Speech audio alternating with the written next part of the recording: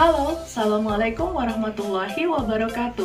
Selamat pagi, salam sejahtera bagi kita semua. Om Swastiastu, Namo Buddhaya, Rahayu, salam kebajikan. Apa kabar kalian semua, siswa-siswi sekolah menengah pertama di Kota Bekasi? Semoga kalian semua selalu sehat dan berbahagia bersama keluarga. Dan jangan lupa untuk selalu semangat dalam menghadapi pembelajaran jarak jauh, belajar dari rumah di era pandemi COVID-19 sekarang ini. Kali ini kita akan melanjutkan pembelajaran kita minggu lalu yang membahas tentang keberagaman masyarakat Indonesia. Kita akan membahas tentang permasalahan dalam keberagaman masyarakat Indonesia dan upaya untuk mencegah permasalahan tersebut. Namun terlebih dahulu, masihkah kalian ingat tentang profil pelajar Pancasila yang kalian pelajari minggu lalu? Jangan lupa untuk selalu mempelajari profil pelajar Pancasila dan menjiwainya, karena kalian adalah generasi penerus bangsa di era Indonesia Emas 2045 nanti. Baik, mari kita mulai pelajarannya. Telah kita ketahui bersama bahwa Indonesia adalah bangsa, adalah negara kepulauan yang sebagian besar wilayahnya dihuni oleh suku bangsa etnis dengan adat istiadat yang berbeda. Perbedaan yang ada di negara kita ini tidak hanya meliputi fisik manusianya saja, tetapi juga meliputi suku bangsa, agama, kepercayaan, tradisi, dan kebiasaan masyarakatnya juga berbeda-beda. Dalam Kamus Besar Bahasa Indonesia, konflik didefinisikan sebagai percekcokan, pertentangan, atau perselisihan. Suryono Sukanto mengemukakan 4 hal yang dapat menyebabkan konflik, yaitu 1.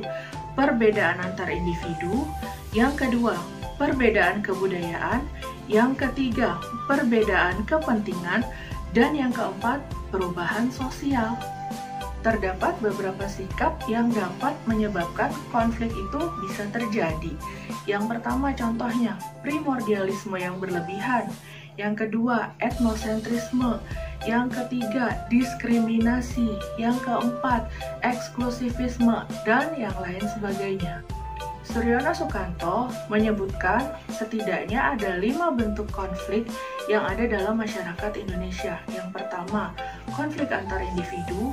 Yang kedua, konflik rasial. Yang ketiga, konflik antar kelas. Yang keempat, konflik politik. Yang kelima, konflik internasional. Terjadinya konflik dapat menimbulkan sejumlah hal, antara lain sebagai berikut. Yang pertama, perpecahan dalam masyarakat. Yang kedua, kerugian harta benda dan korban jiwa. Yang ketiga, kehancuran nilai dan norma dalam masyarakat. Yang keempat, perubahan kepribadian. Dan yang kelima, dominasi antara satu pihak kepada pihak yang lain.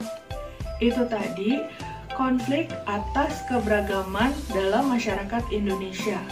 Kita sebagai bagian dari masyarakat Indonesia setidaknya bisa melakukan berbagai macam upaya supaya konflik tersebut tidak terjadi. Yang pertama, saling menghargai dan menghormati.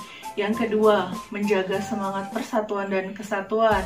Yang ketiga, membangun keberagaman inklusif. Yang keempat, kesadaran multikultur. Yang kelima, membangun toleransi.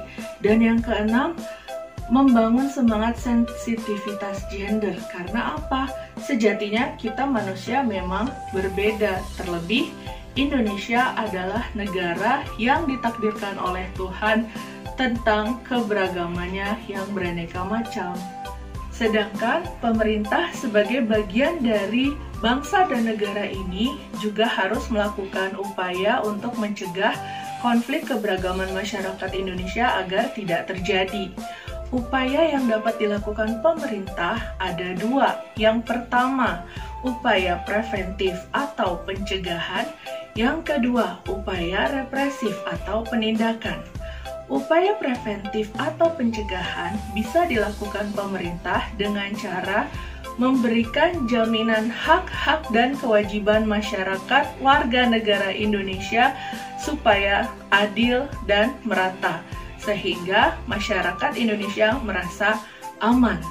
Sedangkan upaya represif adalah upaya pemerintah untuk melakukan tindakan tegas kepada siapapun yang menyebabkan konflik keberagaman masyarakat itu terjadi.